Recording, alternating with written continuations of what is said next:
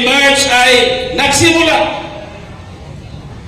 Ano ang sabi mo dito sa public message mo sa Facebook? Inakusahan mo pa ako na nag-edit? Na hindi na ako alam ang ano ng cellphone? Maliwanag ang sabi dito. At maraming nakasaksi sapagkat public ito at bahala ka na sa buhay mo dahil nagsinungaling ka na hindi ito totoo. Ano ang sabi mo dito sa Facebook? Sabi ni Earl Sanchez.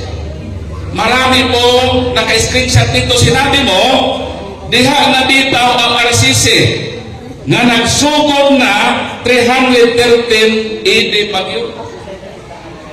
So ibig sabihin, yung proposition mo na 380 lumitaw o nagsimula ang Roman Catholic Church ay iba po sa public statement mo dito sa Facebook. Inconsistent po. Kaya tinanong ko siya kanina, alin sa dalawang pahayag mo ang mali?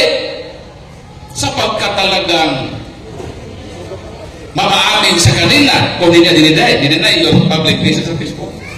So maliwanag na iba po ang kaniyang pinagsasabi sa Facebook. Again, part yan ng inconsistency sa kaniyang sarili na statement.